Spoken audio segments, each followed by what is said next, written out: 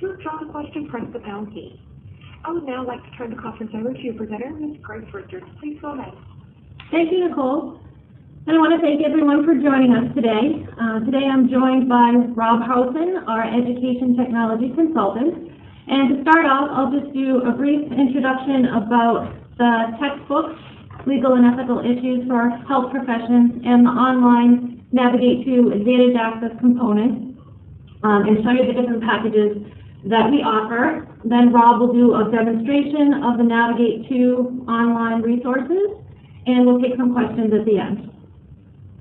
So in December, we published this text. It is a 4th edition by George Pozar. The list price is $102.95 currently, and the textbook includes Navigate to Advantage Access, which allows students to have not only the textbook, but an online code for the eBook and the online resources that we'll show you. As well as student resources, there are instructor resources as well, and this is based on our learning management system in Moodle. So the options for purchasing the textbook are the textbook and ebook package, as I mentioned, or you can purchase the digital-only access code, and that is a great value at half the cost of the textbook package. And Rob will tell you a little bit more about Navigate to and show you the different pieces of the package and the learning management system. We're offering the ebook, a study center, an assessment center, and a dashboard that reports some data for instructors to take a look at your student activity as well as a gradebook. And again, we'll go through these different pieces of the ebook, the knowledge check questions, chapter quizzes you'll get to see. You'll get to see some of the flashcards, practice activities, and we have preloaded assessments, quizzes for each chapter, a midterm and final exam. And these questions are preloaded, but you can also edit and add questions to meet your course needs. And we'll go over the instructor tools. And without further ado, I'd like to introduce Robert Housen, our Education Technology Consultant, and turn it over so Rob can show you our Navigate to Advantage Access. Good afternoon, everyone. Formally introduce myself. You've probably heard it enough now, but my name is Rob Housen. I'm an Education Technology Consultant here at Jones & Bartlett, and my role is really to assist instructors like yourself to help you bring digital learning into the classroom. So what we're going to do today is I'm going to fly at about 40,000 feet and bring you through the Navigate to platform, showing you most of the features and functionalities at a high level. It is a very granular and powerful tool, so we do recommend that if you do opt to adopt the title and take full advantage of the learning management system, that you contact your sales representative to look at setting up an onboarding webinar so that we can kind of walk you through even more of the features and functionality. But to start, what you see in front of you is the lessons pathway for the Navigate to Learning Management System, specifically for the Advantage Access for Legal and Ethical Issues for Health Professionals. We're currently logged in as an instructor. So as an instructor, you see 3 basic tabs: this lessons pathway, followed by the learning tools pathway, and then the teaching tools pathway. The teaching tools pathway is only visible to you as an instructor. Your students never have access to that material. Within the lessons pathway, the organization of the material is specific to the chapter. So in short, if I expand a given chapter, the components or the curriculum pieces associated with that chapter are displayed. The learning objectives, the ebook, the flashcards, practice activities, slides, lecture outline, etc. Within each chapter, the associated chapter pieces are there. So for chapter 2, the same. Chapter 3, the same as well. Basically, the material is presented by chapter. So chapter 3, again, will hold the components specific to chapter 3. The learning tools pathway we view as being more of an actual virtual study center. So it's the same material that's presented in the lessons pathway. It's just presented by learning style. In short, the flashcards, learning objectives, lecture outlines are all compartmentalized into one easy to reach and easy access area. This obviously is meant to help students who may know their learning style a little better. Obviously, if you know that you're a visual repetitive learner, you could focus on using the flashcards for a particular pre-test or to prepare for a particular assessment. So In short, that's the Learning Tools pathway. And again, it's a virtual study center available 24 hours a day, 7 days a week. The Teaching Tools pathway gives the instructor access to the test bank, where they have access to manage items, which is where you have the ability to edit or alter existing preloaded questions that are part of our preloaded assessments, or create all new questions of your own. We accommodate a number of different question types. So if I actually launch this tool, you'd be able to see here, if I click Add, the number of question variables that we allow you for your own authoring of items into the item bank. Now, the tool does allow for you to create your own questions, as I stated, as well as edit or delete existing questions. You can also, within the Teaching Tools pathway under Manage Assessment, you can edit or delete the existing preloaded assessments, alter them how you'd like, add questions of your own design from the item bank, or remove questions that you don't feel really fit your curriculum. You can also create your own assessments instead of using the assessments that are preloaded, the chapter quizzes, final, and midterm exams that are preloaded to the course. This third option is the manual grading option, where you as an instructor would have the ability to grade any subjective material that may be associated with a particular assessment. So in short, of essay or short essay question, which our analytic engine wouldn't be able to accommodate, you would be able to come out into this manual grading area and actually manually grade that, allowing that grade to be reported into the grade book for your students. If I return to the lessons pathway, you'll note that each of the topic placards are positioned and numbered. They have a simple blue outline when they're highlighted or when you actually cursor over them or hover over them. Just to the right of center at the top of the screen is our Turn Editing On option. Once I hit this button, what will happen eventually is you'll receive an Instructor's Toolbox that will appear at the very top of the course. This is more of an administrative placeholder that actually we're looking at refining where that information is displayed. But within each topic placard, you'll now note that there are actual icons, and this is what we refer to as our icon-based navigation. The first icon is a move arrow, this little four-pointed star, that allows you literally to move pieces of the curriculum wherever you'd like within the course. For instance, if you wanted to move Chapter 1 and teach it after Chapter 6, you could very easily do that.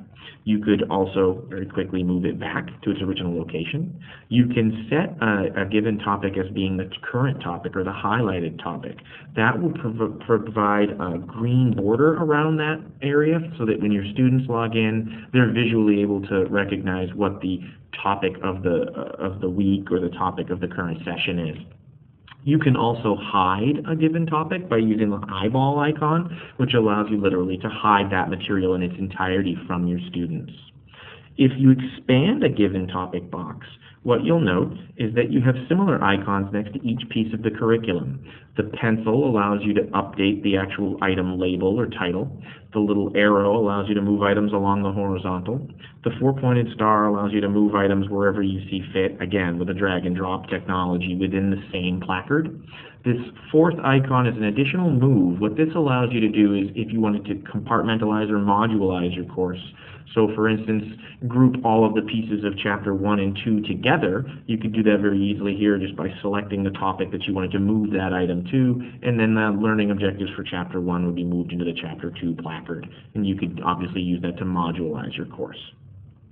The little gear icon is an update which allows you to get at the underlying specifics of the topic, meaning you can restrict access to it, set its availability for your students based on grade, condition, or date and time. The X is a delete, which is rather self-explanatory, and then the eyeball is another hide option, so you have the ability to hide curriculum pieces at a granular level within each chapter or topic as well. Now with icon-based navigation turned on and your editing features enabled, you also have the ability to add specific pieces to the course. So if you're interested in adding, for instance, YouTube videos to your course, which you can then obviously assign to your students to watch outside of that precious brick-and-mortar classroom time, it's very easily done by selecting the fourth icon, which is the Add an Activity Plus sign. This will enable the Add an Activity or Resource widget, which gives you access to do just that, add an activity or resource. The distinction is that an activity is something which is assignable and gradable, meaning it can show up in your grade book, while a resource is something that you just want to share with your students. So for the sake of this presentation, I'm just going to select the page icon, and I'm going to click Add. And this is going to allow me to literally add a video to this particular chapter. I'm going to provide it with a page name. Each item that has a red asterisk is a required element, and I'm just going to add a video here that I have bookmarked locally in one of my browsers on epidemiology. Now, if you have a particular video in mind, perhaps you've been using it for a number of years and you're familiar with it, what you can very easily do, is pull up that bookmark. I'll just grab this YouTube video, and very easily once this comes up, unfortunately because we're on YouTube, we're subjected to these advertisements. However, using our tool, you can move down, select the share icon and embed, and then grab the underlying HTML that you see right here. So you copy that HTML, return to your course, select the HTML icon, and paste that directly into your course. What that's going to do is literally paste that video in its entirety and embed it directly into your course. So now, when your students attempt to access that material, it's embedded in the course. They're not subjected to those videos, those advertisements or banners at the bottom of the page, and they are not distracted with those significant suggested videos at the side of the screen. So when I click the epidemiology video, it very clearly just simply launches that video directly here within the course, allowing you to really tailor that material for your course and make it available to your students at any point in time.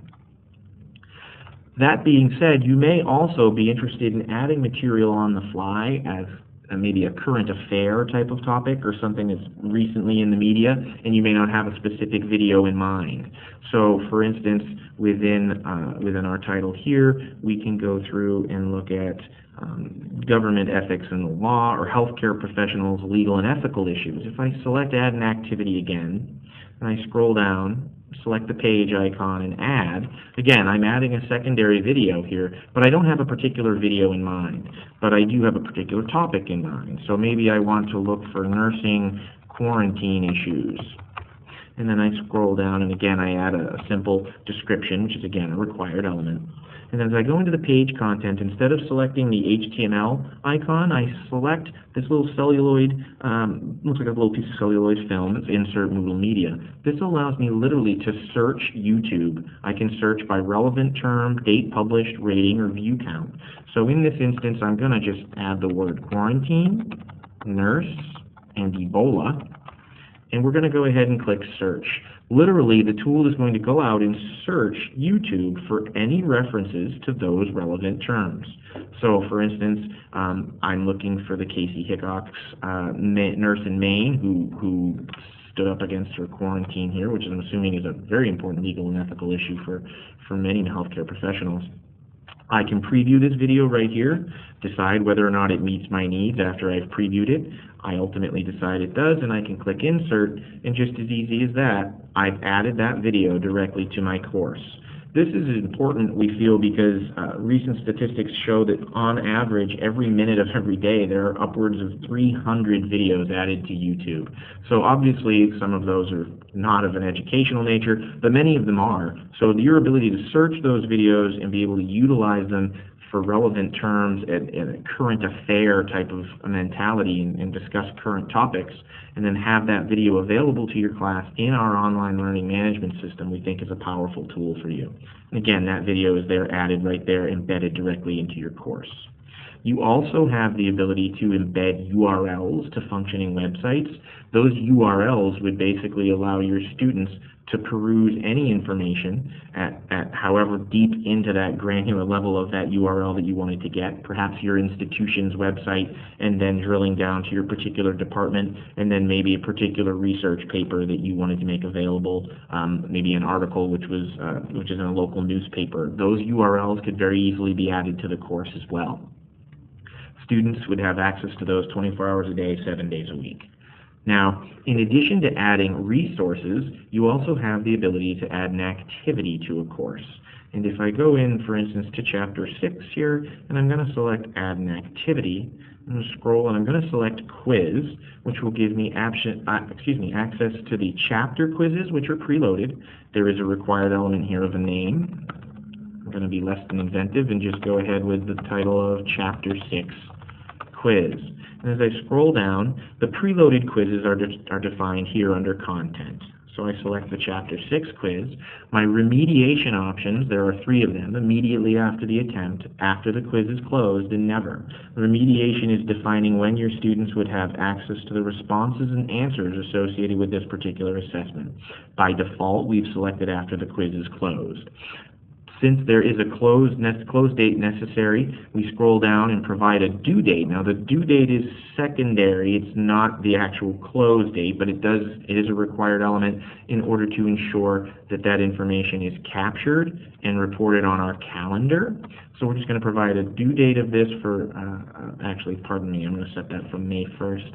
We're going to go out and we'll make it May 5th, so Cinco de Mayo at 4 p.m. And then I'm going to scroll down. This restrict access area is where I create my window of opportunity for my students to access this assessment. This is much like a proctored exam. It's more of a digital proctor, though. So what we're allowing the student to do is have access to this material from May 1st, for instance, at 8 a.m.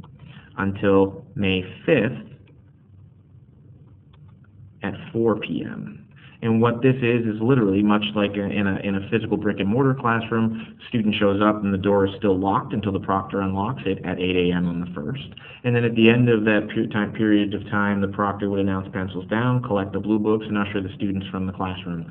Works much the same way. Obviously, you can set this window as large or as small as you'd like.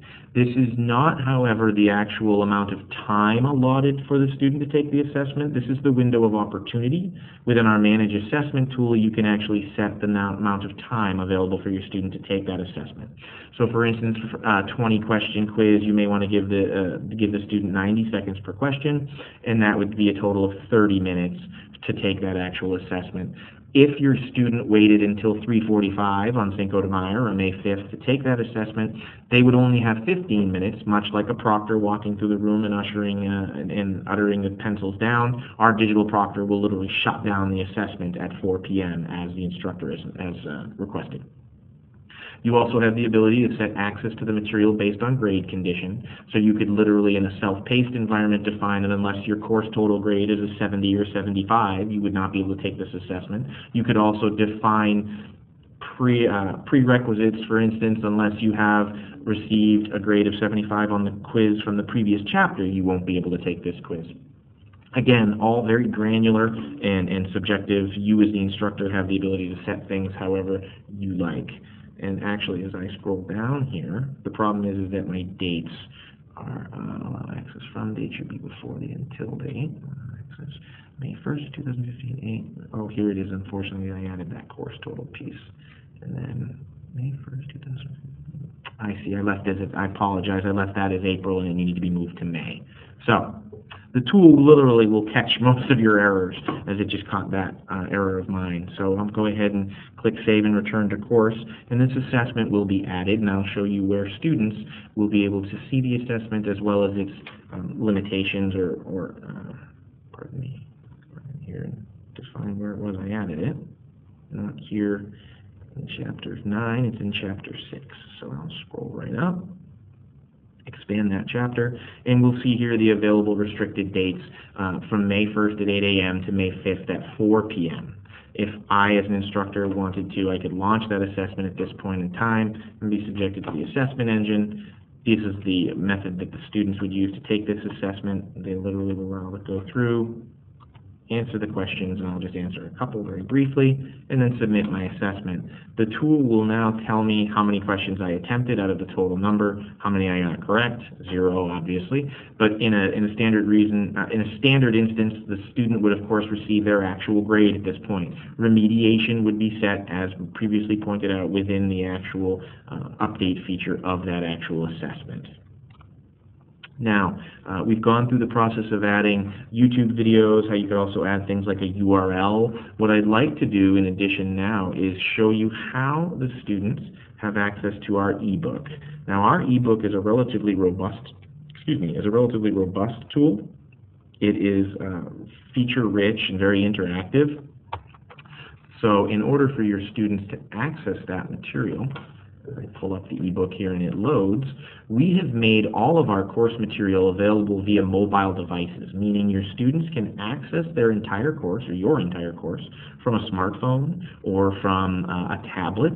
The one caveat to that is that in order to access our ebook, they need to have access to the free app. It's called the Navigate e-reader. It's available from the Apple iTunes Store or the Google Play Store.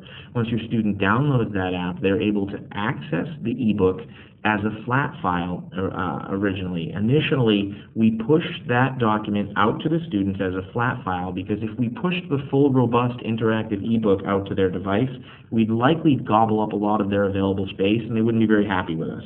So we choose to push it as a flat file, and we give the user, both student and instructor, the opportunity to determine when and what material they want to download from the interactive list.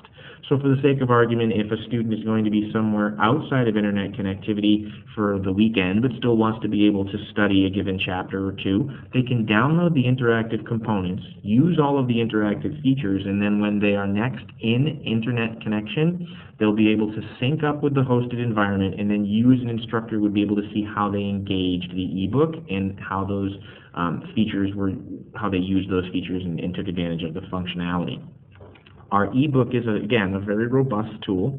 It does incorporate a physical page turning, or we mimic the physical page turning, and that is a feature that can be shut off under the settings options. Students have the ability, or I should say users have the ability to add individual notes.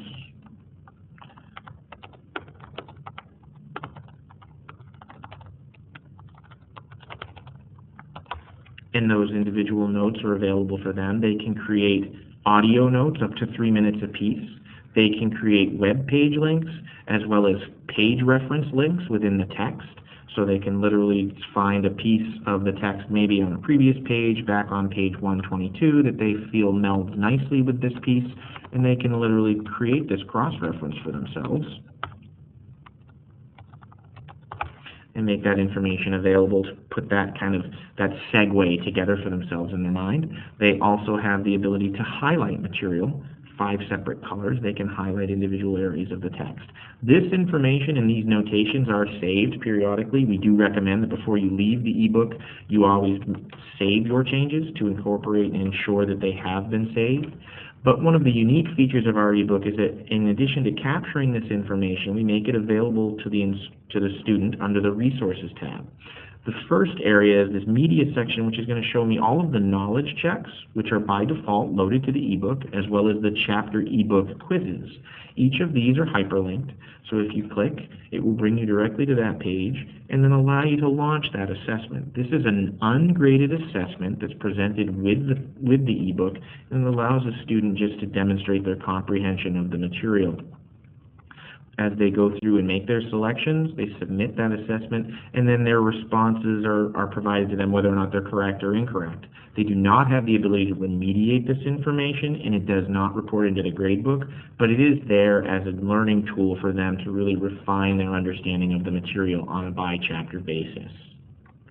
Students' interaction with that material is also captured under the My Stuff tab. These are the individual areas that have been notes that have been taken, highlights and cross-references that have been taken by people using this particular demo course. So you can see here is the reference which I just added to page 239. Again, this is a linked reference. Any web links that have been added, any cross-references or page links, audio links, and highlights. Any of the features that I've just shown you here, while obviously being something that the student can add to the book, using our Manage Groups functionality, you as an instructor also have the ability to go out, make edits within the ebook, add notations, voice notes, highlights, whatever the case may be, and then push that functionality out to your students so that your changes and your edits and customizations would appear within their version of the ebook. So this is a powerful tool that allows you as an instructor to even more customize the content for yourself and for your students to really make sure that your particular areas of focus and interest are being hammered home. In addition, we've taken things one step further with our tool because we understand the need to embrace analytics and cognitive information that's being captured. Our first round of dashboard analytic reports is referred to as our ebook usage report, and I'm going to go ahead and open it right now for everyone to see. This ebook usage report will be specific to the instance that we are currently in. It's showing me the last 30 days of activity within this particular course. Now, within the Allied Health version of this course, the most popular chapter is obviously Chapter 1 with 469 views. As I scroll down, I'm able to see what the best performing chapters are, so my students have obviously focused on Chapter 1. This is reporting the grade from the ebook chapter quiz. Ultimately, we'll show the worst performing chapters as well once more than one quiz has been taken.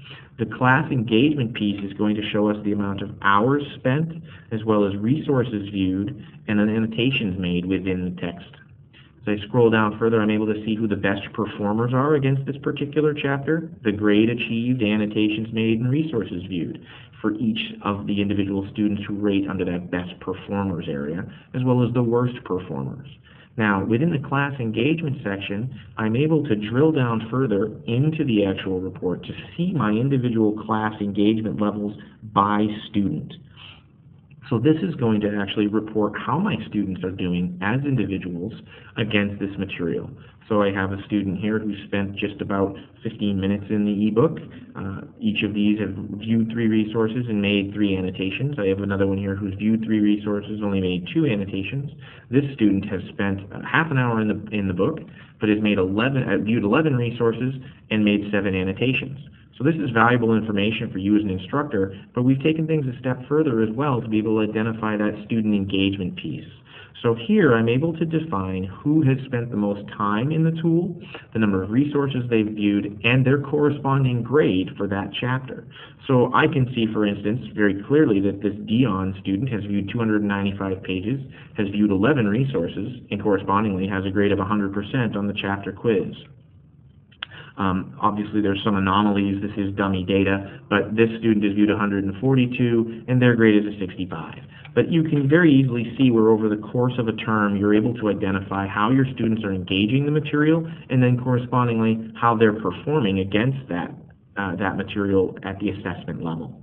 This is, again, the first of our dashboard analytic reports. We'll be rolling additional reports out throughout 2015 in both the second and third quarter of the year, where we're providing additional dashboard analytics that are providing you with cognitive data based on the course level, so the actual title, and you can see how globally your course is doing against any other instances of that actual title being taught using Navigate 2.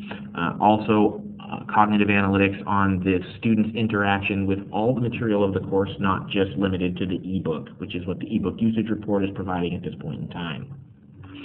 Under reports and grades, instructors also have access to their gradebook. If I expand this gradebook, you'll be able to see the grades earned on the Chapter 1 quiz as well as the Chapter 1 ebook quiz by these students. And if I wanted to get a little more focused on those individual students and their grades, what I'm able to do is click on this little icon, which is the grade analysis icon, which will allow me to drill down into the gradebook. I can see the actual test details. I'm able to see the number of attempts for this particular student where they earned their score of 9 out of 16.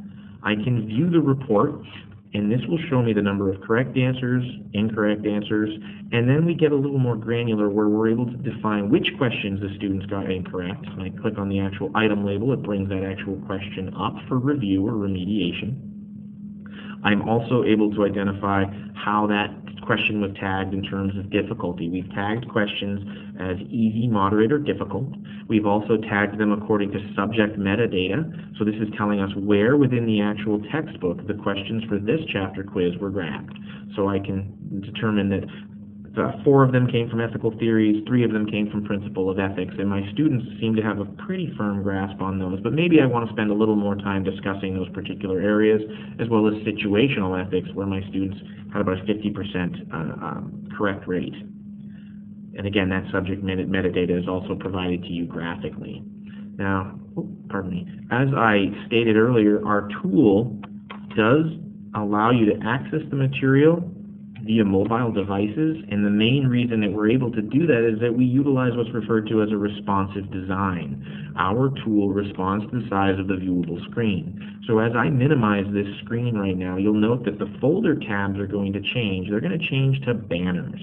And as I continue to change the size of the screen, ultimately this tool continues to respond to the size of that viewable screen. One of the great things about this, obviously, if you've ever visited a website on your smartphone that didn't use a responsive design, you understand how difficult it is to get it at data and material. Using a responsive design allows your students to access all of the pertinent material within the course from their mobile device. But we also have included one other piece here, which is the ability for you as an instructor to add material to your course. Now I'm going to simply grab a PDF that I have on my desktop here, and I'm going to pull it directly into our course. And we've made this just about as simple as we can for you as an instructor. We've added it as a drag and drop functionality. So literally, just as easily as that, I can add that PDF directly into my course. Once I've added that material to my course, I can edit it, I can move it, I can restrict access to it just like any other component of the preloaded out-of-the-box turnkey solution. So again, we've provided you with the ability to customize the solution how you see fit, adding course material of your own, which you've been utilizing for periods of time as instructors, or refining and fine-tuning the material which we've provided, or using it as it's presented directly out of the box. At this point in time, that's basically the high view picture of our tool. If there are any questions, I can open the lines up for people to go ahead and please just respond via chat and let us know if you have any questions about the tool that we might be able to answer, specific to legal and ethical issues for health professionals or the platform as a whole. And I'll ask our operator, Nicole, to help us with the question and answer session. Certainly, at this time, if you would like to ask an audio question, please press *1. Again, that's *1 to ask a question. We'll pause for just a moment to compile the Q&A roster.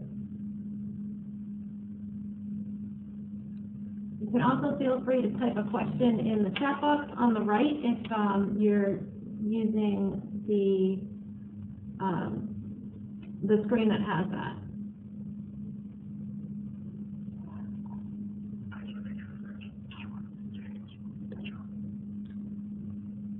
Do you have an audio question from the line of Jennifer Hastings? Yeah, my question is, if you decide to use selecting some chapters to customize a book, what does that do to this platform? I'm sorry, could you repeat that question? I'm not sure I followed that. I think I have the gist of what you're asking, but if you could repeat it. Yeah, your publisher has the option of creating their custom text, right? And so what does that do to this navigator to use that?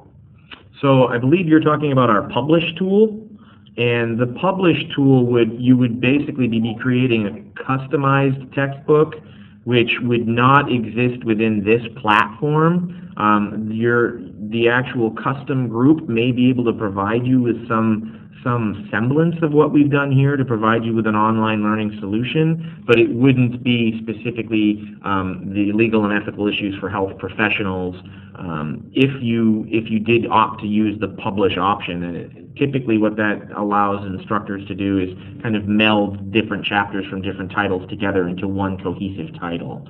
And we don't have at this point in time the ability to produce and present that to you as at a digital level. How about if you weren't going to meld with anything else, but you didn't want all of the chapters in this particular book? Like, say I wanted a third of them. So you would very easily actually be able to just go out and hide those chapters from your students, so that your students would actually never be able to see the chapters except the ones that you had made available to them. So if you have your custom textbook, or we do provide whatever chapters you've chosen in a print textbook or a flat ebook, not the ebook with the tools that you see here in the questions. And as Rob mentioned, your students could purchase the Navigate to Advantage Access portion and be able to see what you're seeing now. And as Rob mentioned, you could hide the chapters that you're not including in your custom book. So if you've only chosen chapters 1 through 6, or 1, 6, 10, 12, 14, you can only show the students the chapters that you've chosen. I can actually very quickly here just demonstrate how you could do that. So for the sake of argument, if you simply wanted chapters 4, 5, and 6 to be available for your students, and 1, 2, and 3, and 7, 8, and 9 to be hidden from your students, and again, this is obviously, I'm not going through each chapter, but just those initial 9, we have the ability for you to toggle back and forth using the switch roll to function. Down here on the left, I click student, and what this will do is it'll return the information and present it as we've demonstrated and as we've selected as an instructor. So chapters 1, 2, 3, and 7, 8, and 9 are not available to our students. 4, 5, and 6 are the available chapters. Easily, you'll also note here that we don't have access to the teaching tools pathway as well as the turn editing on features because we are currently logged in as a student. We're mimicking a student's view of the tool. And very easily I can click the return to my normal role, so it allows me to toggle back in as an instructor, and then once there, if I click turn editing on, I have my full functionality and ability to be able to move within the course and make changes as I see fit. Does that answer your question? Yeah, I think so. So if I wanted to do it, I would need to buy the full program for the Navigate to online platform. And then if I wanted to have a hard copy book, that could be smaller, but this, I would just simply hide stuff I didn't want to use here. That would be one way to accommodate. Yes, that would be one way to do that. I would recommend that you reach out to your salesperson, and they may have some other options for you specifically from the published tool that may meet your needs. Okay? Thank you. You're welcome.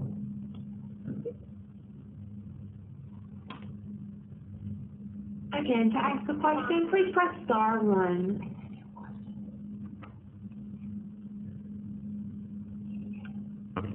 So we have a... No further audio questions.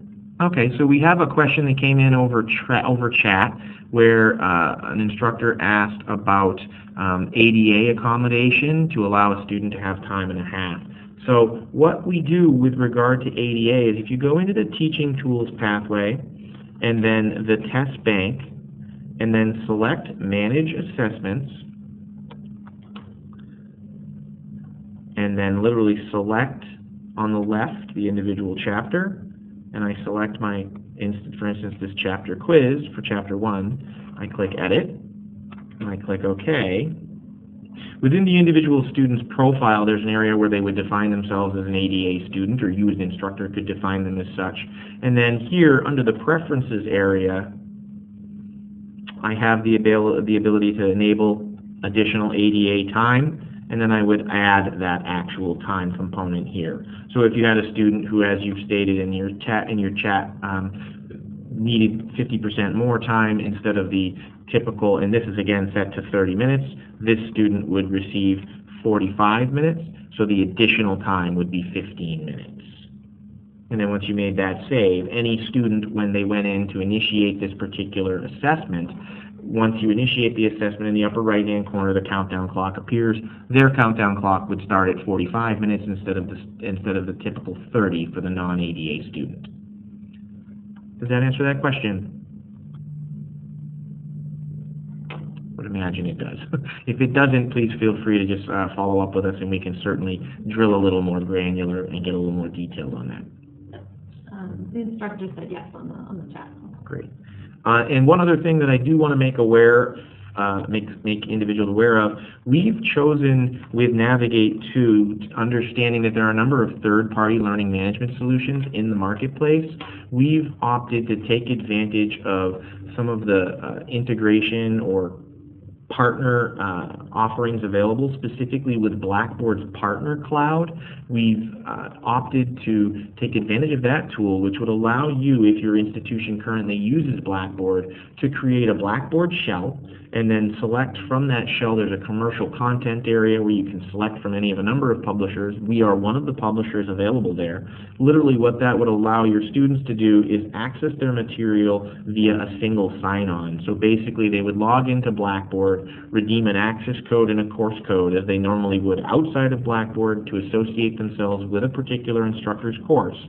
But then forevermore going forward, when they log into Blackboard, they would simply have to click on the JBL button and it would bring them directly in to their to their Navigate 2 course. And the course would be presented to them the same way that it's been presented to you here today from the Navigate 2 platform that you see in front of you. And then the single course total grade from our course would be passed back into the student's Blackboard gradebook, or the instructor's Blackboard gradebook.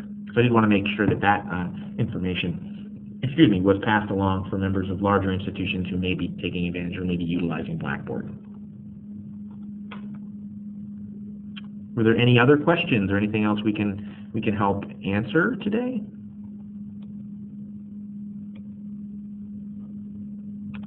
How much is the student access code? Is a question. The access code alone, just the digital version is currently $52.95 list, which is half the cost of the textbook Navigate 2 package. So just the online resources right now are $52.95. Great value for the students, and the textbook and Navigate 2 package is really great. For instance, if the student doesn't want to carry their textbook to class and we'd like to refer to something in class and they have either their laptop or tablet, they can access the eBook in class or the library and not have to carry their textbook around. So students have told us that they're happy to have the package with both included at the one price. And they're also happy to have the digital only at half the cost. We'll take a few seconds just to see if there's anyone else that has a question. Just to follow up on the quizzes, Rob, can you open an exam past its due date for a specific student? So hypothetically, yes, what you could do is you could create a condition where students would only be able to access it based on, so let's see if I expand and see if there's a quiz already here. There is. And if I click on this update icon to let me back in, what I could hypothetically do is alter the date for this particular quiz and change it, for instance, to whatever the case may be, change it to tomorrow and give them a 3-hour window. And then here under the user field, under conditions, we could select any of a number of things. But you could use first name, you could use last name. So I could say that your last name needs to contain Richards. And then only students with the last name, and I can set, instead of contains, I can make it is equal to. So only students with the last name equal to Richards. I can add an additional user field if I'd like, and I can say only students with the first name Grace and the last name Richards would be available to take that course assessment at that point in time. So yes, you would be able to do that. And we'll just wait a few moments to see if anyone else would like to ask the question by pressing *1 on your telephone keypad or typing in a question to the chat box. While we're waiting to see if anyone has any questions, I just wanted to let everyone know that the audio and online portion of the webinar are being recorded, and we will disseminate that to everyone who's registered for the event, so that if, in case you had to step off early or couldn't attend or would like to view it again or share it with a colleague, I will send that out early next week. I do need to just download it and possibly edit it a little bit, and I'll share that information with you.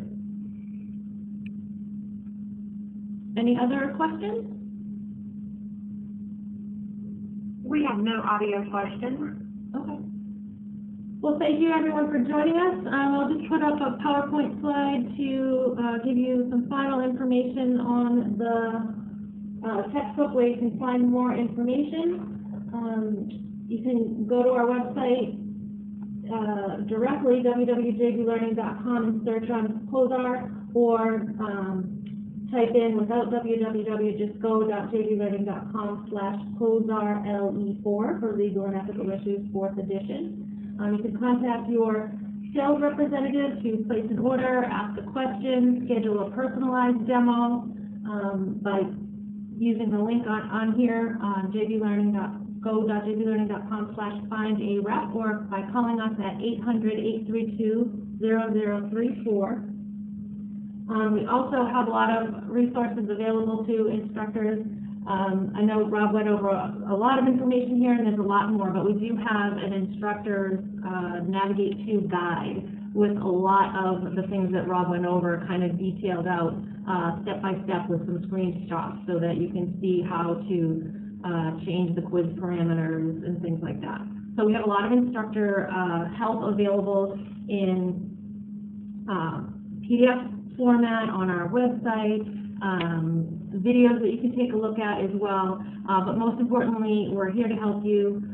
We're here to offer personalized training and one-on-one webinars just to make sure that you're utilizing all these great tools.